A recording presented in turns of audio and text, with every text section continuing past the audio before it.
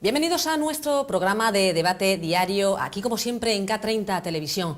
Hoy es martes 18 de septiembre y nosotros vamos a comenzar nuestro programa con esa noticia que ayer nos cogió a todos por sorpresa.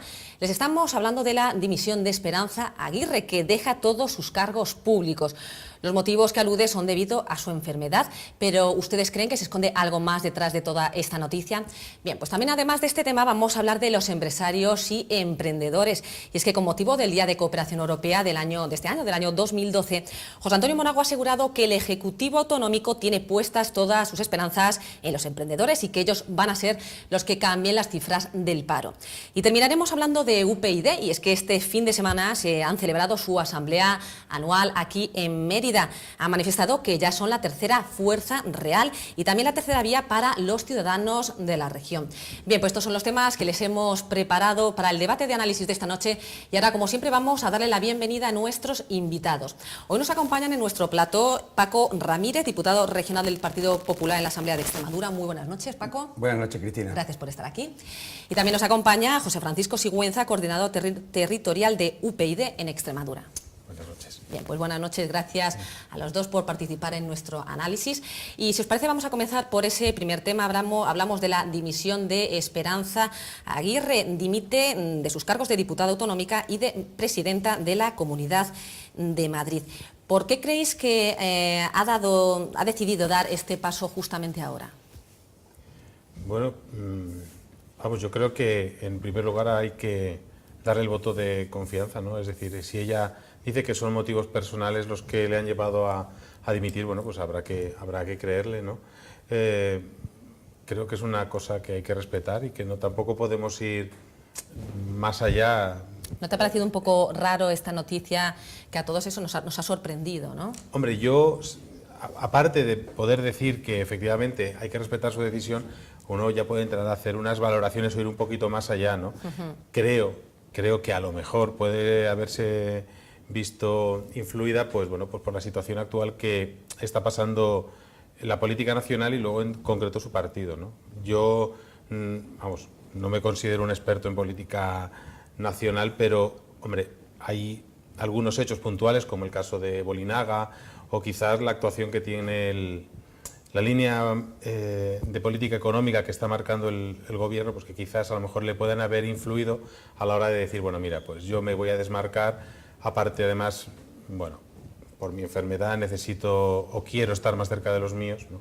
Pero bueno, inicialmente habrá que creer lo que ella dice, ¿no? Además, curioso porque un político de su talla que se retire precisamente además de la primera línea política, también por eso nos deja a todos eso, porque deja todos los cargos públicos, ¿no? Hombre, ayer fue un día triste para los miembros del Partido Popular, porque una persona de la talla política de Esperanza Aguirre, pues evidentemente se le va a echar de menos. Yo soy de la opinión de que todas las personas son irreemplazables, evidentemente Esperanza Aguirre no lo iba a ser menos, y más después de 30 años dedicada en cuerpo y alma, como se decía, al Partido Popular. Si ella alude o argumenta motivos personales para dejar sus cargos, evidentemente hay que respetar esa decisión. En Extremadura principalmente también, por parte del Partido Popular, podemos estar un poco discontentos, por decirlo así, con la noticia, porque Esperanza Aguirre quería mucho también al Partido Popular de Extremadura. De hecho, siempre que se le ha necesitado en Extremadura por parte del Partido Popular, simplemente ella siempre se ha puesto a disposición y para cualquier acto que se le ha necesitado ha venido a Extremadura. Por lo tanto, es un día triste y si alude a motivos personales, pues evidentemente hay que concederle ese beneficio porque entendemos que no tiene otra trascendencia que no sean esos motivos personales. Siempre ha sido una política muy clara y si hubiera algún argumento más, yo estoy convencido que lo hubiera dado. Por lo tanto, si alude a motivos personales, porque realmente son esos motivos personales los que le animan o le empujan a tomar la decisión de abandonar la política en la primera línea, como ya he dicho, que siempre se ha puesto a colaborar con el Partido Popular, como no podía ser de otro modo, en sucesivo, en el futuro. Claro, porque lo que digo, ahora mismo, esta misma mañana acabamos de saber que ella va a trabajar ahora como funcionaria de la Administración en Tour España.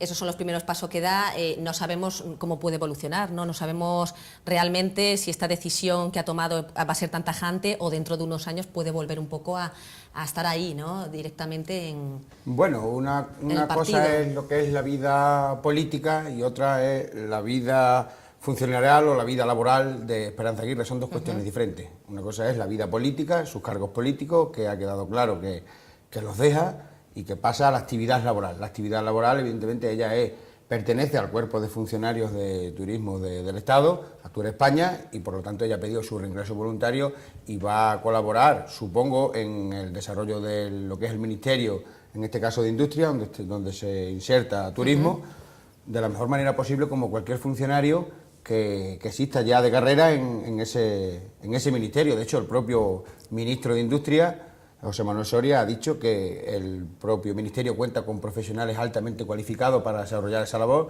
y Esperanza Aguirre, pues evidentemente es un activo muy importante dentro de ese ministerio. ¿Pensáis, José, quizás que se va en el peor momento? Digo, ahora mismo por todo lo que hay, no estamos en pleno rescate, no sabemos si se pedirá el rescate financiero total, estamos también pendientes de esas elecciones en Galicia y en el País Vasco. Hombre, todo depende de cómo lo enfoques, ¿no? Es decir, si hablamos de el peor momento económico, en el peor momento de la situación que está atravesando España, bueno, pues sí se puede decir que es bastante complicada la situación, y esperemos que, bueno, esto no nos pase mucho tiempo ni muchas más veces, una crisis de este tipo, ¿no? También es verdad que la situación en el Partido Popular, yo, desde mi punto de vista, creo que es complicada, ¿no? No sé, Esperanza Aguirre es un referente en la política española, como muy bien ha dicho Paco, y madrileña, ¿no? Ella arrastra muchísima gente, mucha gente podríamos decir que es pro Esperanza, y yo que he vivido en Madrid sé que hay muchas veces que hay como dos bloques, ¿no?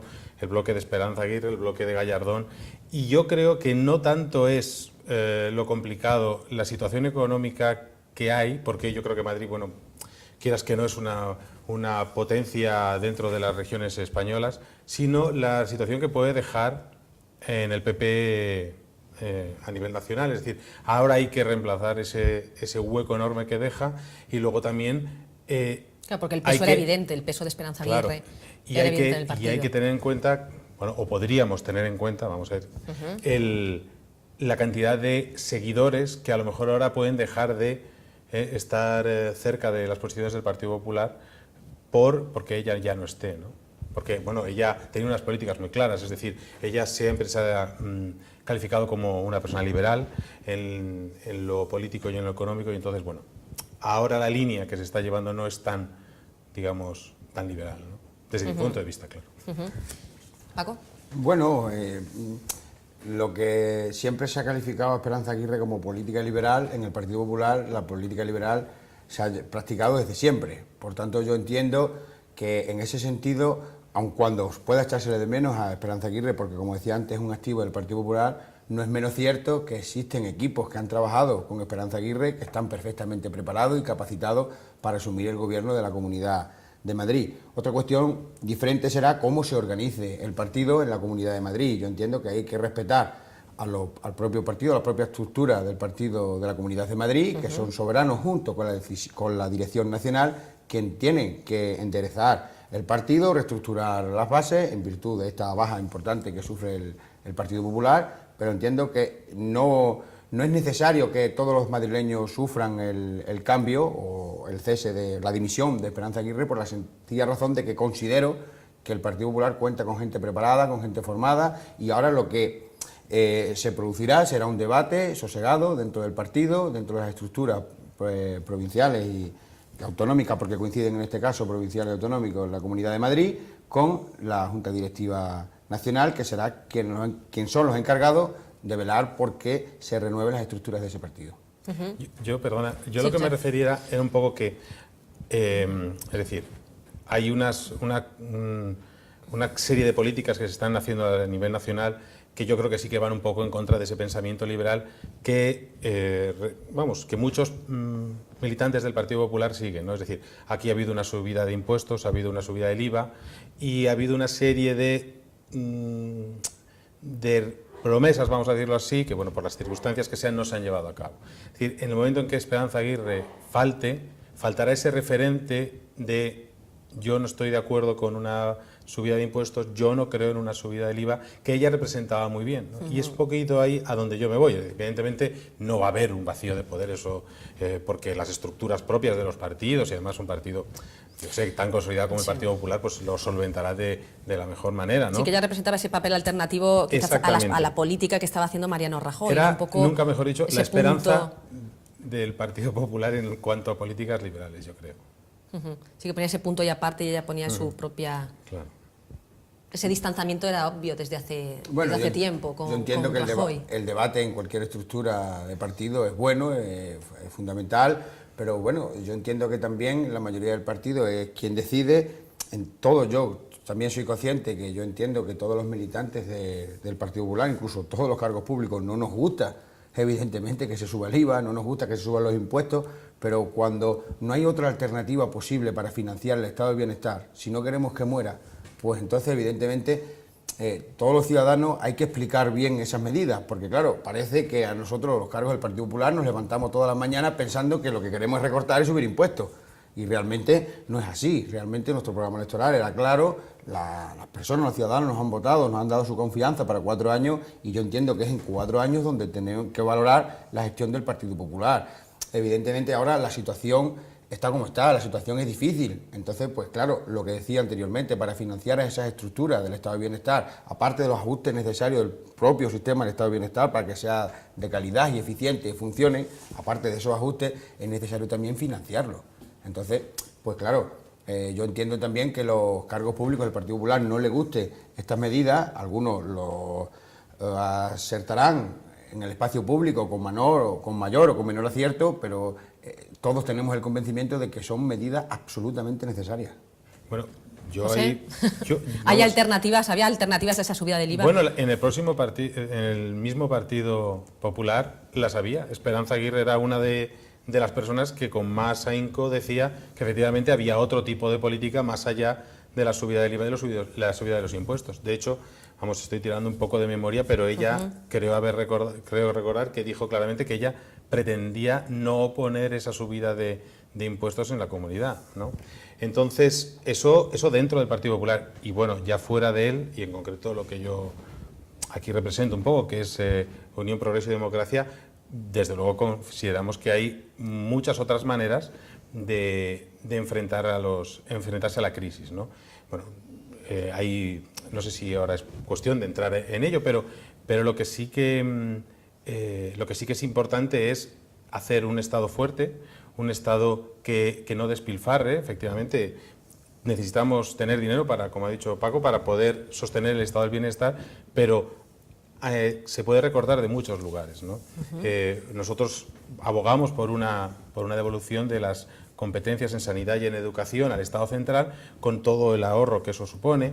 Nosotros también hemos hablado de suprimir diputaciones, de reestructurar el Senado, darle unas verdaderas competencias, o si no, pues simplemente eliminarlo, porque ahora mismo es un gasto de dinero inútil, porque realmente la labor del Senado no es visible, ¿no? En el momento, o sea, en la política actual, y en fin, no sé, y yo, no sé, considero que debemos, que si estamos aquí, pues es para también un poco denunciar ciertas cosas. Paco acaba de decir, el Partido Popular tenía un programa claro y nosotros necesitamos 4 años para ponerlo en práctica.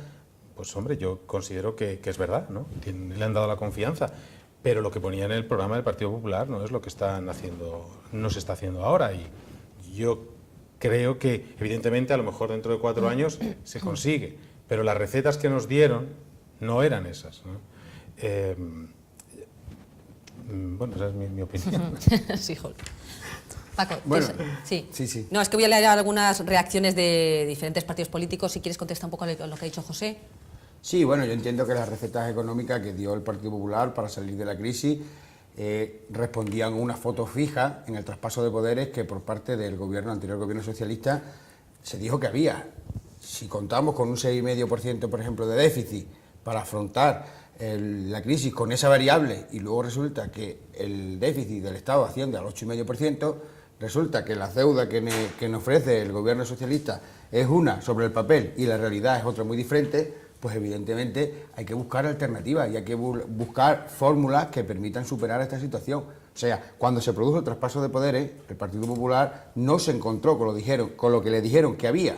Entonces, evidentemente, pues ante esa alternativa, digámoslo así, de oportunidad que se ofreció cuando el Partido Popular vio por expresarlo de una manera simple, cuando vio en el traspaso de poderes todo lo que eran las variables económicas estaban absolutamente maquilladas o falseadas, por decirlo de alguna manera, evidentemente tiene que poner alternativas encima de la mesa porque los ciudadanos le han dado su confianza para que le saquemos de esta situación.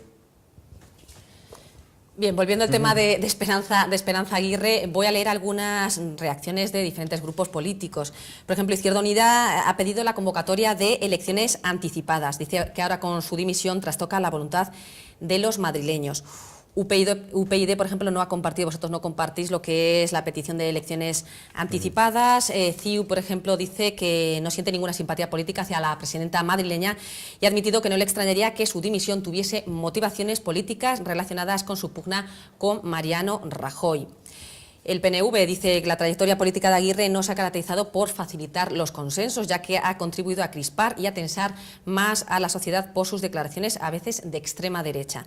La alcaldesa de Madrid, Ana Botella, ha destacado de Esperanza Aguirre su valentía, su empuje, su esfuerzo y su falta de complejos a la hora de defender sus ideas y valores que se pueden resumir en una verdadera pasión por la libertad. Esas son un poco diferentes opiniones. ¿Creéis vosotros realmente que hay que hacer unas elecciones anticipadas? Ahora hay que pensar un poco en el sucesor, ¿no? En el sucesor de Esperanza Aguirre. Ahora mismo está el número 2, Ignacio, ¿verdad?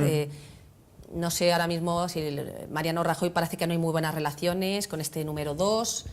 Bueno, yo entiendo que elecciones anticipadas, como se pide por parte de cierto sector, entiendo que no procedería porque en un sistema representativo democrático como el nuestro, todo el mundo sabe que se vota una lista donde concurren una serie de personas, entonces evidentemente porque uno de la lista deje su puesto o cese, no significa que ya haya que ver ante elecciones anticipadas. Yo entiendo que ante la dimisión de Esperanza Aguirre, pues evidentemente tiene que haber una sucesión en la presidencia de la Comunidad de Madrid, tiene que haber una sucesión igualmente en la Asamblea de Madrid, porque alguien tendrá que ocupar su escaño, pero eso no significa que tenga que haber elecciones anticipadas, porque cuando una candidatura concurre a unas elecciones en sus listas, ya está previsto esas posibilidades. Por lo tanto, los ciudadanos dan su voto y dan la confianza a un partido político, en este caso al Partido Popular, que perfectamente tienen articulado, por el que así está previsto en la ley del sistema parlamentario representativo que tenemos actualmente, la sucesión automática de esas personas que cesan o que dimiten o que dejan su cargo o su escaño. De todas formas, personalmente, ¿qué piensas de que el sucesor fuera el número 2 ahora mismo de Esperanza Aguirre? Bueno, yo pienso que una sucesión que de momento es temporal porque es vicepresidente y después serán la propia Asamblea, porque también hay que recordarlo a los ciudadanos cómo se eligen los presidentes de las comunidades autónomas. No lo elige ningún partido. A los presidentes de la comunidad, en este caso a la Comunidad de Madrid, lo eligen los diputados de la Asamblea de la Comunidad de Madrid. Entonces será el propio grupo parlamentario de la Asamblea de la Comunidad de Madrid, en contacto con las estructuras de partidos de la Comunidad de Madrid, en contacto a su vez con la Dirección Nacional del Partido Popular, quienes en consenso tendrán que decir quién es la persona ideal para que se presente ese debate de investidura. Claro, candidatos, o sea, hablamos ya de candidatos, ¿no? De candidatos idóneos. Nada, sí. Yo no puedo decir nada más, es que el sistema que tenemos de representación está, yo creo que bastante bien, en este aspecto bastante bien estructurado, y es decir, si por ejemplo, en este caso, el presidente de una comunidad, pues yo qué sé, dimite o simplemente falta por una enfermedad o lo que sea, pues bueno, existen una serie de resortes que hacen que inmediatamente se ponga el vicepresidente y luego, pues si esa falta pues se prolonga en el tiempo y se hace definitiva, pues bueno, como dice él, la Asamblea de Madrid, en este caso, elegirá un nuevo presidente. ¿Quién presentará el Partido Popular, que entiendo que es el que tiene que presentar, que es el que tiene la mayoría absoluta? Pues bueno, eso tendrán que decidirlo ellos de la manera que de la manera que sus estatutos lo marquen, ¿no? Por ejemplo, en UPyD lo que hacemos es que todos cualquiera, esto sería antes de las elecciones, claro, ahora ya están elegidos los diputados, pero nosotros elegiríamos de una manera democrática entre todos los afiliados aquellos que se quieran presentar, es decir, Nosotros, para ser cabeza de lista, vale cualquier afiliado, no necesita avales, no necesita ningún permiso especial, y todos los afiliados votan a aquellos que se presenten, ¿no? El Partido Popular tiene sus mecanismos y, bueno, yo no creo que haya que hacer más política de eso, ¿no? Es simplemente una cosa que ella ha dicho, bueno, pues que tiene sus razones, hay que respetarlas. Sí, hay que respetar exactamente las decisiones que ha tomado. Gracias a Dios el sistema funciona, ¿no? Y no va a pasar nada, ¿no? Quiero decir, nada malo. Sí, que bueno, que todo sigue, ¿no? Claro, que sigue su curso con toda naturalidad y sin ningún tipo de problema. Bien, pues si os parece vamos a pasar al segundo tema y vamos a hablar de ese almuerzo que ha tenido lugar en Badajoz con empresarios extremeños y portugueses, enmarcado dentro del Día de la Cooperación Europea 2012. Y es que José Antonio Monago ha afirmado que en los empresarios está puesta toda la atención y toda la esperanza del Ejecutivo autonómico. Me gustaría hablar pues precisamente de este tema de empresarios, de emprendedores. Habla precisamente, decía, de que no se puede crecer, decía José Antonio Monago, no se puede crecer ni crear empleo desde la administración, ignorando, minimizando o incluso demonizando el papel de la empresa. Me gustaría saber, ¿solamente con los empresarios se puede salir adelante, con el papel del empresario se puede salir adelante aquí en nuestra región, en Extremadura? Bueno, no sé. Bueno, Paco, José. Yo creo que eso define lo que es el compromiso del señor Monago y del Partido Popular en Extremadura con los agentes sociales, cuando ya se firmó en el año 2011 el famoso Plan 3E, Empleo, Empresas y Emprendedores, donde se apostaba por un cambio de modelo productivo en nuestra región, basado anteriormente con el gobierno socialista en un intervencionismo prácticamente total de la administración. Un modelo productivo que ya sabemos actualmente las consecuencias que ha acarreado ese modelo productivo: deuda, déficit y paro.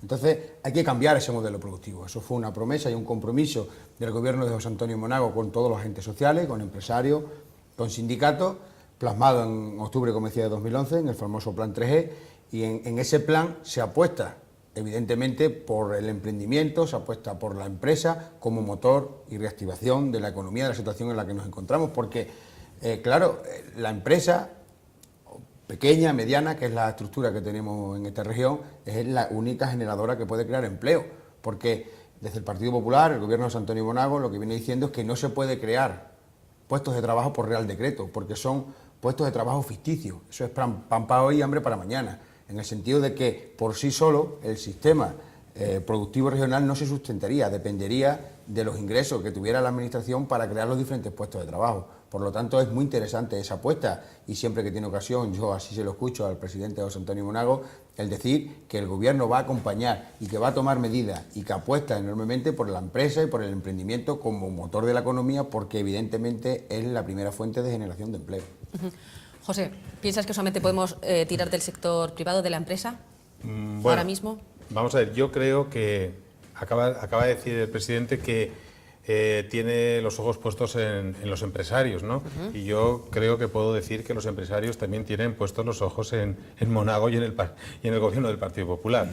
Evidentemente, lo que ha dicho Paco es cierto, o sea, hay que contar con los empresarios, hay que contar con las personas que tienen, bueno, pues unas ideas para poder generar, bueno, riqueza, que puedan generar cosas nuevas, que sepan cómo aprovechar los recursos naturales de maneras más ingeniosas y demás. Pero eso es, quiero decir, todo eso no podría ser sin la ayuda de la administración. Por eso digo que los empresarios también están mirando al gobierno de Monago. Yo he estado mirando lo del Plan 3E, tiene una página web bastante clara, y dentro de esa claridad, bueno, podemos ver que hay diversas acciones. Se han invertido aproximadamente, corrígeme, como 1.000 millones de euros, ¿verdad? 900 y pico, casi 1.000 millones. Y yo, sinceramente, tengo que decir que hasta ahora, un año y pico después, hay creación de mesas de debate, creación de comisiones para estudio, etcétera, etcétera, e incluso hasta el julio de este año no se ha creado la comisión o la junta, no sé exactamente cuál es el nombre, que va a facilitar los trámites para crear una empresa en Extremadura. Es decir, si después de un año entero, o se ha tardado un año entero en crear algo tan básico como que quiero montar mi empresa, por favor no me maten ustedes a papeles, quiero montar mi empresa, facilítenmelo legalmente o burocráticamente, pues hombre, yo creo que se puede pedir un poco más del gobierno de Monago. Evidentemente es algo que hay que hacer, pero también se puede hacer rápido. Y en este caso creo que no podemos hablar de la herencia recibida. Esto es una propuesta valiente, válida, quiero decir, hay que también decir lo positivo, que tiene el Partido Popular, que lleva a la Asamblea, pero creo que la está aplicando de una manera un poco lenta. Y de encima no se ve físicamente, me refiero. Yo no veo que un papel que diga, señores, ya pueden ustedes montar su empresa en 2 días. Cuando digo 2 días a lo mejor es una exageración, pero yo que me he reunido con empresarios extremeños, una de las cosas que ellos me dicen es que los trámites burocráticos son brutales. O sea, sigue ahora mismo ese punto que Sí. el punto ese de fricción, ¿no? Para que realmente siga un poco estancado, la gente todavía no puede... Claro, creo que es en julio que se creó esa comisión o esa mesa de debate sobre cómo hacer que la administración vaya más rápido a la hora de facilitar los papeles para dar una empresa. Y hay un tema que yo creo que falla, y es que ahí se hablan de políticas de cómo llevar a las empresas extremeñas al exterior, ¿no? Y está muy bien, pero se olvida uno de la política interior. Una de las cosas que nos pasan aquí en España es que si yo quiero montar una empresa aquí en Extremadura, una empresa que esté limítrofe con Andalucía, por ejemplo, y quiero trabajar no sé, a lo mejor en un radio de 30 kilómetros y entra también dentro de la otra comunidad, los papeles de una comunidad no me valen para los papeles de otra. Y no digamos si encima tenemos una traba lingüística, como puede ser en el caso de Cataluña o en el caso del País Vasco. Es decir, yo lo que echo de menos son políticas que vayan más allá de lo, digamos, local y que vayan para toda la nación. UPyD es un partido que aboga muchísimo por unificar criterios, es decir, vamos a crear unas normas que sirvan para toda España y que nos permitan crear empresa de una manera fácil y rápida y segura en toda España. Vamos a romper esas trabas, por ejemplo, lingüísticas. Es decir, si yo tengo que, no sé, una empresa de transporte o quiero poner una delegación en Cataluña, tengo que rotular en otro idioma, tengo que gastarme un dinero, en fin, en traducir formularios. La cosa está en que yo echo de menos que también desde el Partido Popular en Extremadura se exijan, para poder generar empleo en Extremadura, políticas a nivel nacional. Bien, José ha tocado muchos puntos interesantes. Sí. Simplemente habla de la lentitud del Plan 3E. Bueno, hablaba dentro del Plan 3E de apoyo al emprendedor, apoyo al empresario. Bueno, en este sentido hay que recordar que el Plan 3E ya recoge los puntos de activación empresarial, que no sé si eso es a lo que se refería Diego, donde un punto de encuentro a que cualquier empresario puede acercarse y ser atendido por profesionales que le acompañen en realizar todos los trámites para montar esa empresa, que le acompañen a cualquier entidad administrativa o gubernamental que tenga que acudir para realizar los trámites de su empresa, incluso para crear una nueva empresa. De hecho, se ha creado un punto de activación empresarial en Mérida, próximamente se abrirá aquí en Cáceres. ¿Cuántos va a haber? ¿Cuántos puntos de activación empresarial? De momento están programados, que yo tenga conocimiento. ¿Se abrió el de Mérida? El de Mérida está abierto, Ajá. ha atendido ya a más de 1000 peticiones y se han creado 20 nuevas empresas con el formato jurídico principalmente autónomo. Próximamente abrirán en Cáceres, posteriormente en Badajoz, también en Don Benito, Plasencia, es decir, las ciudades más importantes de Extremadura. Está previsto que exista un punto de activación empresarial.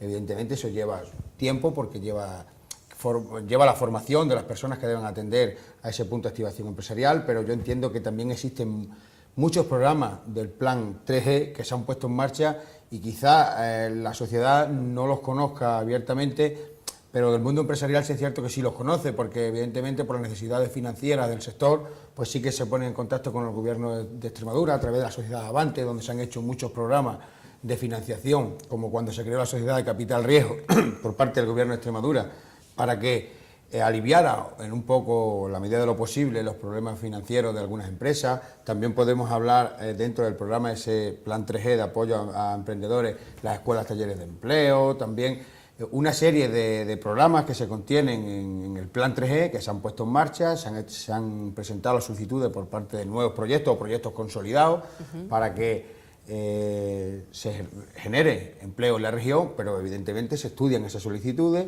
y una vez que tenga la aprobación por parte de los técnicos encargados de velar el cumplimiento de los requisitos para el acceso a esas solicitudes, pues se aprueban, hay expedientes ya aprobados, otros que están en trámite, en diferentes programas de ayuda a los autónomos. Hablaba también de que efectivamente que la exportación son muy importantes. Hombre, claro que son importantes. Sobre todo, yo he escuchado por parte de UPyD siempre decir que se iba a apostar en Extremadura por el sector agroalimentario y esta es ya una apuesta que está consolidando el gobierno de José Antonio Monago con las exportaciones. Hay planes que contribuyen dentro de la marca España, como puede ser, por ejemplo, en materia de la aceituna, a que saquemos productos al exterior, productos agroalimentarios en el mercado de India, en el mercado de China. A través de Avante también se están haciendo diferentes programas que ayudan a las exportaciones y los datos, pues bueno, los datos son bastante buenos en materia de exportaciones a nivel regional. ¿Ha crecido el porcentaje? Ha crecido en un 15% en el primer trimestre del año, un 17% si comparamos con junio del año anterior y todo ello con menos costes, porque no hay que olvidar que a pregunta de este diputado, incluso en la Asamblea de Extremadura, la vicepresidenta de la Cámara, facilitó todos los datos en materia de exportaciones y también facilitó que se habían reducido los costes en materia de exportaciones, en tanto que las oficinas, la red de oficinas que tenía Extremadura en el exterior, costaban más de $500.000 de euros. Y sin embargo, este gobierno, el gobierno de José Antonio Monago, con 250.000 euros, al reducir los costes de esas oficinas y de la contratación del personal laboral que existía en esas oficinas, ha reducido a más de la mitad los costes en materia de exportaciones y, sin embargo, ha duplicado y triplicado los resultados en materia de exportaciones. O sea que sí, cuando el gobierno de José Antonio Monago dice, por ejemplo, en este caso, que se puede hacer más con menos, no es una frase hecha, es una evidencia que toda la sociedad puede contrastar. Se hablaba de la lentitud del plan 3E. Sí, no, luego también hablaba él de que, por ejemplo, que echaban falta alguna gestión por parte del gobierno de Extremadura para que se pusiera en marcha un mecanismo que permitiera la creación de empresas interprovinciales, por así decirlo, rápidamente. Bueno, yo entiendo que no es una tarea en exclusiva de un gobierno autonómico porque invade sus competencias, evidentemente, todo lo que sea una creación de una empresa que pueda afectar, bien por territorio o bien por alguna legislación específica de otra comunidad autónoma, no puede regularlo ningún gobierno autonómico, sino que necesitamos del Estado para que articule un sistema que evidentemente cualquier empresa que se pueda crear dentro del territorio nacional que afecten, como puede ser en este caso, como ponía Diego, a varias provincias, a varias comunidades autónomas, que se le dé una solución para que se pueda crear rápidamente. Yo entiendo que el gobierno también de Mariano Rajoy está haciendo medidas en ese sentido y creo que hace poco en un consejo de gobierno se publicaron una serie de modificaciones en las normas legales para que eso pudiera llevarse a efecto. También José Antonio, José Francisco, ¿quieres añadir algo? No, a lo que ha yo comentado simplemente Paco? decir que a lo que yo me refería, por ejemplo, él lo ha dicho claramente, ellos han creado una serie de oficinas en las que se ayuda a que los trámites, que son los trámites de antes, se hagan de una manera más... o ayudar a hacer los trámites. O sea, la cuestión es que todo el mundo... O sea, no se deberían necesitar oficinas. Todo debería ser mucho más claro y mucho más fácil. Es decir, la misma Esperanza Aguirre propuso que en la Comunidad de Madrid esos, simplemente con una declaración de, vamos a llamarlo así, entre comillas, buenas intenciones empresariales, pues uno pudiera constituir su empresa y empezar a funcionar. Porque efectivamente usted puede ir a la oficina, le hacen los trámites, pero si la licencia de apertura de su negocio llega 3 meses después de que usted tenga ya formalizado y pagando el contrato de alquiler, por ejemplo, del local, entonces está usted perdiendo 3 meses de dinero que a lo mejor no tiene.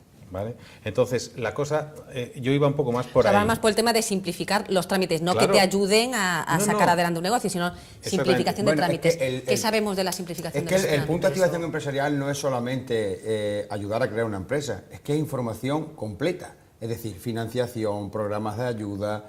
No solamente te ayudan a crear una empresa, valga la redundancia, sino que también te pueden analizar. Te asesoran un poco. Efectivamente, es un asesoramiento integral. Un asesoramiento integral en materia de empresa. Pero, por ejemplo, una licencia de apertura de un local, eso depende, en este caso, pues a lo mejor del ayuntamiento, claro, o de la... Entonces, uno puede establecer las normas para que esa esa licencia de apertura se dé más rápido y evitar que a lo mejor un empresario esté durante 3 o 4 meses pagando simplemente alquiler porque no puede poner. Y eso es un poco a lo que yo voy, que efectivamente ya se ha creado esa comisión o esa, no sé cómo lo llaman, esa comisión que va a estudiar cómo simplificarlo, pero es que eso quizás tenía que haber sido previo, porque nos habríamos ahorrado, es decir, la capacidad de atender a personas tiene que ser la que es decir, si ahora mismo hay 4 o se van a crear 4 o 5 en toda la región, estamos hablando de toda Extremadura, una región, una comunidad que tiene una dispersión geográfica brutal y que quizás al de Azuaga tener que ir hasta Mérida para ver cómo hace los papeles de su empresa, pues le puede costar. Quizás hubiera sido mucho más sencillo simplificar esos trámites, hacer una modificación de la ley para que el de Azuaga, simplemente descargándose unos formularios por internet, pues pudiera poner su empresa en marcha, ¿no?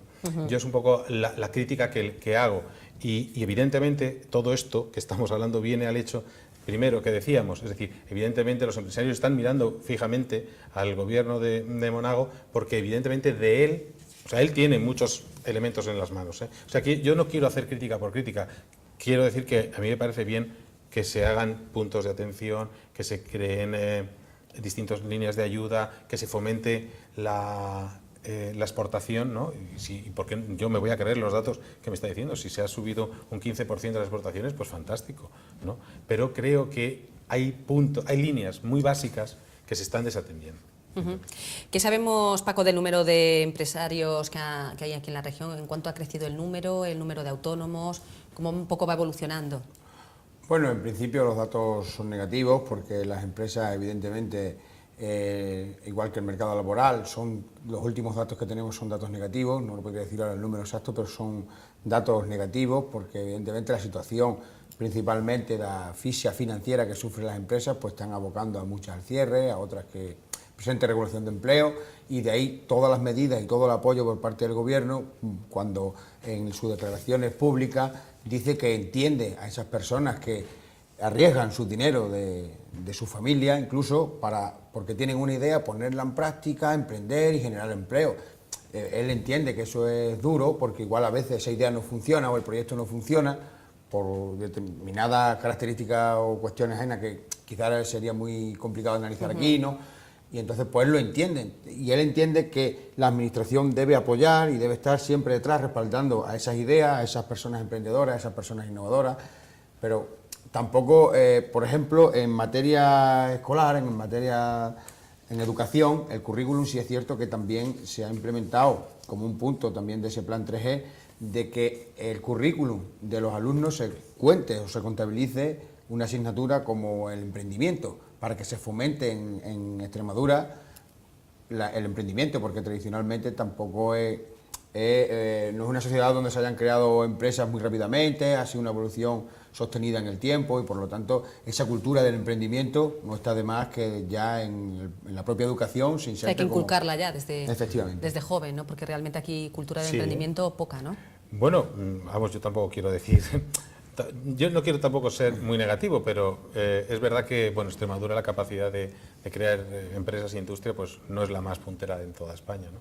Pero a mí me parece bien que en los colegios se inculque ese querer ser un poco más que lo que han sido nuestros padres, ¿no? Y que nosotros somos capaces de efectivamente poder crear región. A mí, nosotros en el programa electoral llevábamos una cosa que también es bastante sencilla de hacer, es hacer campañas, ¿no? Campañas de difusión general, diciéndole a la gente que tiene que cumplir, hablando así mal y pronto, fiscalmente, porque es la manera de hacer región, ¿no? Hay que educar en el emprendimiento, como dice él, también educar en el que la región es nuestra y de nosotros depende el futuro de la misma.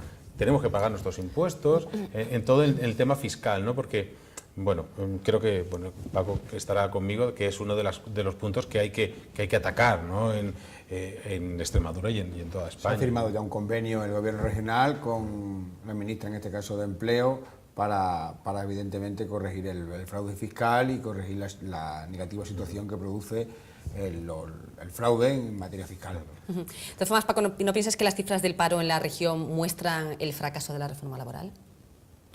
Bueno, yo entiendo que es pronto todavía quizás para valorar lo que es la reforma laboral, en tanto que ha pasado muy poco tiempo. Cuando sucesivamente pasen los meses y podamos hacer un balance más completo de esa reforma laboral, podríamos decir si ha fracasado o no ha fracasado del todo, o hay que corregirla, en fin, pero creo que necesitan tiempo, porque todas las medidas necesitan tiempo. Las medidas que se están tomando son medidas evidentemente medio o largo plazo. Una varita mágica no la tenemos nadie para que un día para otro, cambiando un texto legal, se cambie la crisis. Ojalá la tuviéramos nosotros o quien fuera para que la pusiera encima de la mesa, pero lamentablemente la situación requiere medio o largo plazo para que empiecen a funcionar los cambios que se están introduciendo por parte del Gobierno nacional o por parte del Gobierno regional. José. Yo, si bien no estoy de acuerdo con Habla Paco de tiempo, que se necesita tiempo para ver los resultados. Sí. ¿Hasta qué punto, no? Claro, yo digo, si bien no estoy de acuerdo con la reforma tal y como se ha hecho, también es cierto, vamos a ver, no podemos ser ingenuos. Una reforma de tal calado, bueno, tiene que tener un tiempo para que se implante. Es decir, yo no sé, se firmó en mayo, puede ser, la reforma laboral. Bueno, ha pasado el verano por medio con todos los, pues todas las condicionantes que tiene el verano, ¿no? En fin, yo creo que sí, que tiene que tener un tiempo. También pienso que, aunque pase el tiempo, no va a surtir efecto, porque no va al problema que tenemos en España. Desde Unión Progreso y Democracia creo que es fundamental que exista un solo contrato laboral. El caos que hay con los distintos tipos de contratos. Un contrato único y luego aparte, un contrato temporal por sustituciones y demás, ¿no? Pero esa es uno de los grandes hándicaps que tiene, aparte, ¿no?, de otros muchos, la ley de reforma laboral, ¿no? Habrá que esperar, claro, por supuesto, pero yo vuelvo a reiterarme, el problema está en que se hace una reforma, pero esa reforma queda coja porque no se atacan otras cosas.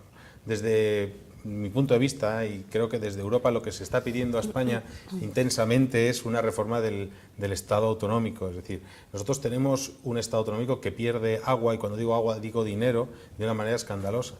Tenemos que atacar ahí. Y eso no significa que vayamos a cargarnos el Estado de las autonomías, ni que tengamos que cargarnos el autogobierno. No, es decir, las autonomías son importantes, están ahí porque así el ciudadano de cerca, que conoce el terreno, puede hacer política en su terreno. Pero estamos perdiendo mucha cantidad de dinero en duplicidades y luego, sobre todo, en mantener unas estructuras demasiado mastodónticas. Y entonces creo que es ahí donde debería tapar el gobierno, poner la mano, tapar el chorro de dinero que se va, y creo que cuando haga eso Europa va a decir, bueno, no hay problema, no necesitas más condiciones porque vemos que estás haciendo los deberes. O sea, para ti ahora mismo estos son parches, ¿no? Yo creo que es como parches si tuviéramos poco. Un barril con un agujero bien gordo y luego un agujero pequeñito. Y entonces ahora se pone la mano en el agujero pequeñito, pero por el gordo sigue saliendo agua y sigue saliendo dinero. Y hay que ponerle ahí el freno. Es decir, hace un año, las 17 comunidades tenían 17 planes de vacunación, cada uno el suyo propio. Ahora ya se han juntado unas cuantas para comprar las vacunas todos a la vez. ¿Por qué se hace esto? Para ahorrar. Pero bueno, señores, si es que esto lo podemos extrapolar a todo. Tengan ustedes un solo sistema de sanidad. Compren a un solo proveedor las vacunas. Ya verás cómo le van a salir mucho más baratas. Y así con todo. Aparte de la idea que subyace por debajo, que es que todos los españoles debemos tener las mismas garantías sanitarias, ¿no? Que es un poco lo que sustenta ideológicamente todo, ¿no? La igualdad entre los españoles. ¿Paco? Sí, yo estoy prácticamente de acuerdo con lo fundamental que dice él, pero claro, no hay que partir de la base de donde venimos. Las autonomías estaban perfectamente controladas, porque ya en el gobierno de Aznar se limitó el techo de gasto de las autonomías. Pero cuando llega el señor Zapatero al gobierno y quita el techo de gasto de las autonomías, pues eso provoca que en España se puedan crear 17 reinos de taifas. Y eso evidentemente es insostenible. Eso no hay cuerpo que lo sostenga. Eso es insostenible. Entonces, evidentemente, se necesita una reestructuración. Una reestructuración que yo creo que empezamos bien, por lo menos por controlar el déficit de las comunidades autónomas. Por lo menos empezamos bien. para decir, oiga, pues esto nosotros tenemos que dar a Europa a una imagen de seriedad, tenemos que cumplir unos objetivos si queremos estar en una zona estable en el euro, queremos estar en la Champions League, como se decía antes de la economía, tenemos que cumplir una serie de condiciones. No podemos permitir como Estado que las autonomías disparen ese déficit estatal y no cumplamos las condiciones con Europa. Es sencillo, en Extremadura somos los más interesados en que precisamente eso se cumpla, porque seguimos siendo objetivo prioritario zona 1 dentro de Europa. Somos los más interesados en que España cumpla eso. Entonces, por ahí se empieza. Evidentemente que hay problemas estructurales que deben corregirse, evidentemente, pero yo creo que eso también conlleva un acuerdo y un consenso entre todos los partidos políticos. Eso no puede hacerlo solo el Partido Popular, porque hay las estructuras, como están diseñadas en nuestro ordenamiento jurídico, necesitan mayorías cualificadas que no tiene el Partido Popular, ni en la Cámara Nacional, ni en el Congreso, ni en el Senado, ni en algunos parlamentos regionales. Por ejemplo, nosotros en Extremadura ya el Partido Popular propuso la reducción del número de diputados, no fue aceptado por el Partido Socialista, por lo tanto no se puede modificar unilateralmente por parte del Partido Popular esa demanda ciudadana. Necesitamos el consenso de los dos partidos, en este caso mayoritario, para poder cambiar el estatuto de autonomía. Y hay ciertos temas que son de calado nacional, y así lo quiso el legislador en el año 78, cuando se articuló la Constitución española, que necesitaban mayorías cualificadas.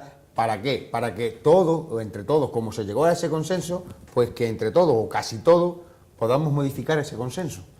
Por lo tanto, entiendo que sí, que es necesario, pero necesitamos a todo el mundo. Es decir, no puede hacerlo el Partido Popular solo. Sí, que es un trabajo de todos, ¿no? Esa reforma de la administración tiene que ser un trabajo exactamente de todas las instituciones, ¿no? Y no se puede hacer también de la noche a la mañana, lógicamente. Evidentemente, eso tiene que generar un debate, tienen que ponerse las ideas encima de la mesa y intentar no equivocarnos, porque hasta lo de ahora tampoco nos ha ido tan mal, en el sentido de que hemos estado 30 años con un sistema constitucionalmente articulado en el año 78 y estamos ya en el 2012, y hasta lo de ahora medio hemos funcionado. Si a partir de ahora tenemos que corregir esas deficiencias y tenemos que insertar en la Constitución o corregir las cosas que no funcionen para que el Estado sea más ágil y no se vea, como decía él, como una estructura mastodóntica o lentísima, pues evidentemente habrá que agilizarlo. Las administraciones, dentro de sus competencias, pueden articular en sus ordenamientos jurídicos algunos decretos o algunas leyes que permitan que la administración sea transparente, que los ciudadanos participen, que colaboren. Todo eso lo podemos articular, pero evidentemente lo que son las estructuras básicas del Estado, o las estructuras básicas como están configuradas las comunidades autónomas, necesitamos el consenso de todos o de casi todos. Sí, yo simplemente puntualizar dos cosas.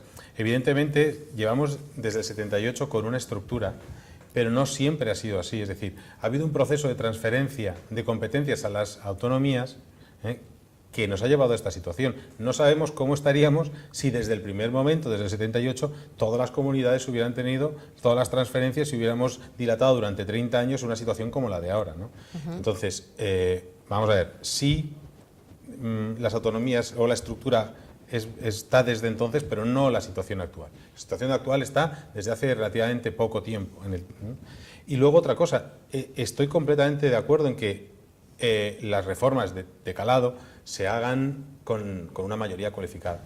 Pero ahí está la responsabilidad del gobernante. Es decir, yo creo que es un clamor popular el que haya un pacto de Estado entre PP y PSOE. ¿Vale?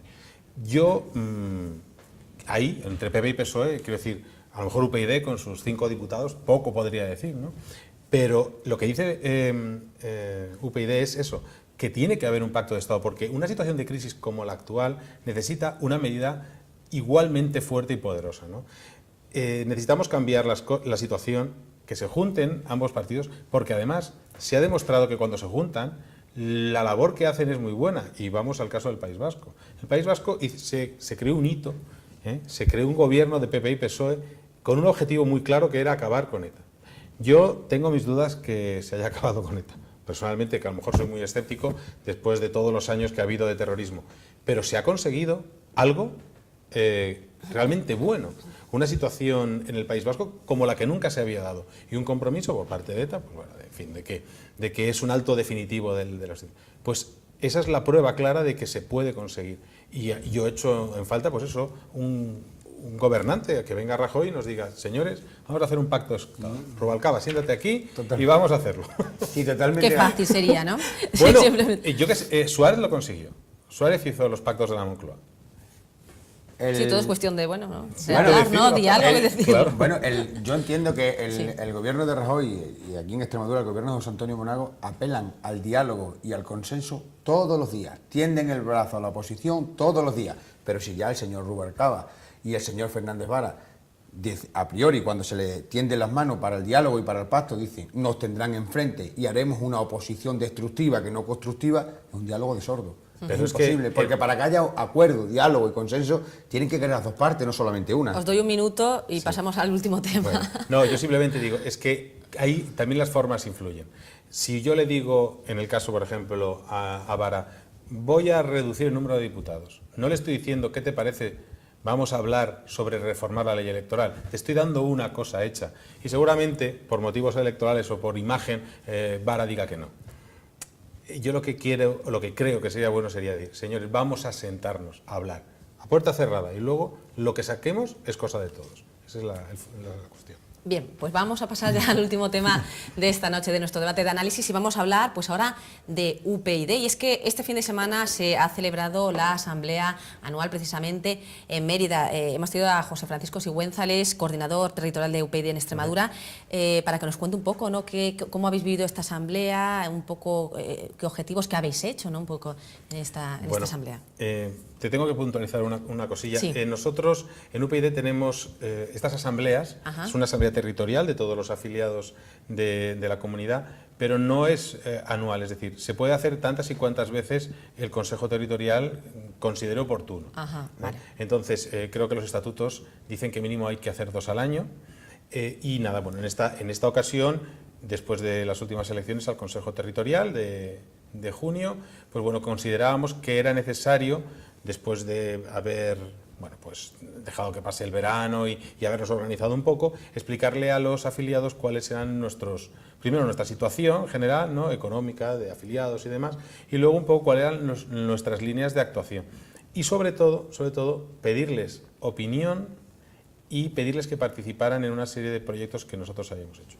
Esta asamblea ha sido atípica en el sentido de que fue a lo largo de todo un día y la dividimos en 2 partes. La segunda parte fue una jornada básicamente de debate, y en esta estaban invitados todos los extremeños que quisieran asistir. Es decir, no había que ser ni afiliado ni simpatizante para poder participar en ella. De hecho, vinieron algunas personas que pues nos sorprendieron gratamente y aportaron sus opiniones y bueno, ¿qué es lo que sacamos de todo ello? Bueno, pues nosotros lo que necesitamos desde UPyD en Extremadura es tener quizás lo que nos demanda el resto de la sociedad, ¿no? Nosotros en UPyD tenemos una línea política muy bien marcada a nivel nacional. Está claro lo que defendemos en cuestiones lingüísticas, en cuestiones de sanidad, educación, pero quizás no se conozca tanto lo que nosotros pensamos de la región. UPyD es un partido que tiene como característica, se llama Partido Nacional, pero además las líneas básicas de actuación política son las mismas aquí que en Cataluña, que en el País Vasco, que en Andalucía. Eso no significa que nosotros no podamos adaptarlas aquí a la región. Entonces, eso es lo que queremos, ¿no? Nosotros queremos conocer de primera mano cuál es el sentir del extremeño, y para eso hemos creado unos grupos de trabajo que son sanidad, agricultura, medio ambiente, en total hasta 6, y bueno, pues los hemos empezado a poner en marcha. Ahí puede participar cualquier afiliado que desee, y a partir de ahí ir generando pues políticas y abrir delegaciones en otras distintas pueblos y ciudades de Extremadura, ¿no? También decís que vosotros aseguréis que ahora mismo aquí en Extremadura es la tercera, UPyD os posicionéis como la tercera fuerza real ahora mismo aquí en la región. Bueno, yo creo que, a ver, en algunas ciudades somos la tercera fuerza política si nos atenemos a las elecciones nacionales. Yo no creo que podamos extrapolar los datos de las elecciones nacionales al nivel autonómico ni municipal, vamos a ser sinceros, ¿no? Yo lo que sí que creo es que hay un sentir, vamos a ver, bastante generalizado de simpatía hacia el partido. Y yo creo, sinceramente, que es un poco aventurado decir que somos la tercera fuerza política. Supongo que eso sale de la última encuesta que ha hecho la SER, en la que nos pone como tercera fuerza política por delante de Izquierda Unida. Y bueno, yo creo que sí, que efectivamente, si nos tenemos en cuenta los datos de las últimas elecciones nacionales, pues bueno, sí, en Badajoz, en Cáceres, en Mérida, pues estuvimos por delante en votos que Izquierda Unida. Bien, yo las encuestas o estas cosas no las tengo muy en cuenta. Lo que sí que noto es un acercamiento. ¿Veis acercamiento a los ciudadanos? Sí. No, de los ciudadanos. De los ciudadanos a vosotros, sí, exactamente. Sí. Tú, Paco, con respecto a UPyD, ¿no? Bueno, pues cada vez parece que se están generando más simpatías, ¿no? hacia los ciudadanos, se van generando más confianza, ¿no? Nosotros lo que es el tema que ha contado de la Asamblea y todo su procedimiento interno, pues evidentemente no podemos sino respetarlo y que ellos tomen las decisiones que creen más convenientes para su formación política, pero que en cualquier caso yo entiendo que el Partido Popular sí que siempre respeta la pluralidad política. De hecho, en la Asamblea de Extremadura también se registró por parte del Partido Popular una iniciativa de bajar el techo electoral para entrar a formar parte de la Cámara de 5% al 3%, apoyado por Izquierda Unida y apoyado por el Partido Popular, y otra vez en el diálogo destructivo y constructivo el Grupo Parlamentario Socialista, en este caso el Partido Socialista, no lo apoyó ese techo. Por lo tanto, al Partido Popular no se le puede decir que esté en contra de la pluralidad política, porque a las pruebas y a los hechos nos podemos remitir. Dicho esto, pues sí, evidentemente la tercera fuerza política de la región, pues quizás se ha aventurado a decirlo, es como dice él, no se pueden extrapolar los resultados de las elecciones. En cualquier caso, yo creo que en las últimas elecciones generales tuvieron 32.000 votos en toda la región, si no me equivoco, un poco más de 32.000 votos, Izquierda Unida tuvo 39.000 votos, tuvo algo más de votos que UPyD. Entonces, bueno, en realidad lo que tenemos ahora mismo en el Parlamento extremeño es que el Partido Popular es la primera fuerza política, el Partido Socialista es la segunda fuerza política, Izquierda Unida es la tercera fuerza política de la región. En 4 años, cuando sean las elecciones, bueno, ya se verá, porque evidentemente, como él decía, no son extrapolables las elecciones y las encuestas, pues tampoco son muy fiables. Yo tampoco me hago mucho caso de las encuestas, porque las encuestas responden a una foto fija en un momento determinado y ni siquiera es real, porque la muestra puede ser muy pequeña, entonces puede haber mucho margen de error y pueden dar resultados a las elecciones que no tienen en absoluto nada que ver con las encuestas ni por asomo. Lo que sí veo es que se presentan como UPyD como alternativa a ese bipartidismo un poco asfixiante ya para todo el mundo, ¿no? Bueno, en este caso en Extremadura se ha dado una situación política que no se había dado nunca, que el partido que gobierna, el partido que sustenta el gobierno, no tiene mayoría absoluta en la Cámara. Por lo tanto, cualquier iniciativa que pretenda sacar el gobierno adelante no tiene más remedio que negociarlo con los grupos parlamentarios para que obtenga el apoyo suficiente para que se aprueben las cosas. Entonces, pues bueno, a partir de ahí, que pudiera entrar más representación en la Cámara, pues bueno, evidentemente eso, digámoslo así, dificulta un poco lo que serían las mayorías absolutas, pero bueno, en esta legislatura estamos conviviendo en una mayoría relativa, que no es mayoría absoluta, y bueno, eso yo creo que no se ha parado el mundo, como decíamos antes. Extremadura sigue funcionando, siguen aprobando leyes, se siguen haciendo acciones por parte del gobierno, y creo que está el sistema democrático funcionando. Para ir acabando, José Francisco, un poco cuáles son las expectativas que hay ahora mismo en vuestro partido para próximas citas electorales. Pues, vamos a ver, nosotros como partido nunca hemos trabajado con encuestas, no hacemos encuestas propias. Yo no sé, yo creo que vamos a subir en todos los sitios a donde nos presentemos. En Galicia se piensa que se van a sacar mínimo un diputado parlamentario.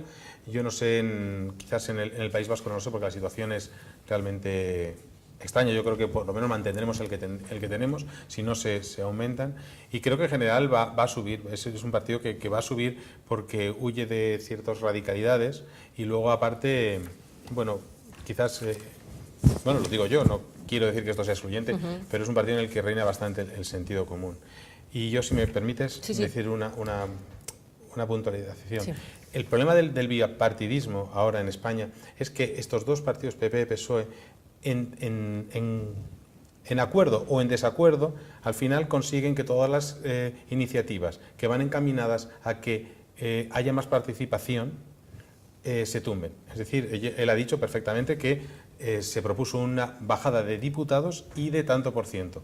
Si se bajan los diputados y el tanto por ciento, puede que nos quedemos tal y como estamos, que no puedan entrar partidos pequeños, ¿vale? Pero bueno, por lo menos intentaron hacer algo, se tumbó por parte del PSOE. En otros sitios, como a lo mejor en Castilla-La Mancha, directamente se quieren reducir a la mitad. Bien, la cuestión está en que todo eso, al final lo que consigue es que se mantengan con más posibilidades para salir los dos grandes bloques. Y ese es el problema, que ninguno de los dos bloques da solución. Y hacen una política de enfrentamiento y de sentimentalismo, ¿no? En general, voy a hablar en general, ¿no? Sí, sí. Unos se dedican a tocarle la fibra sensible a los del otro lado y viceversa, de manera que las posiciones se radicalizan y con esa otra especie de fantasma que es el voto útil, al final los partidos pequeños, que también son el sentir de los ciudadanos, no están en las instituciones. Y perdona, y el caso más flagrante es el que tenemos ahora en el Congreso de los Diputados, ¿no? UPyD tiene casi tantos o más votos que Convergencia y Unió y tiene 1/3 de sus parlamentarios. Eso no puede darse, porque todos somos iguales, todos somos ciudadanos españoles, ¿no? Paco, ¿alguna última cosilla antes Sí, de bueno, acabar? yo lo que hablaba del bipartidismo, de que cierra las puertas al pluralismo político y que las formaciones pequeñas surgen, y dice que bueno, que el sentir del ciudadano está con los partidos pequeños, aparte de sentimientos encontrados que también hablaba él. Yo entiendo que si, por ejemplo, UPyD o cualquier partido minoritario hubiera tenido 300 y pico mil votos en esta región, pues ahora mismo ostentaría el gobierno. Ahora mismo ostentaría el gobierno. O sea, el sentir mayoritario de la sociedad, cuando otorga su confianza en las urnas, el resultado es el que es. A unos les puede gustar más, a otros les puede gustar menos, pero la confianza del ciudadano en un sistema democrático, como lo otorga a una formación política para que gobierne los destinos de esa comunidad, es a través de las urnas. Sí, pero es que así se da la idea de que hay una linealidad en cuanto a votos parlamentarios, y eso no es así. Hay una ley, la ley DON, que hace que para poder, y luego el tanto por ciento de entrada, que para Izquierda Unida un diputado le haya podido costar a lo mejor 15.000 votos de extremeños. Cada miembro de Izquierda Unida tiene 15.000 personas detrás y cada diputado del PP solo tiene 9.000.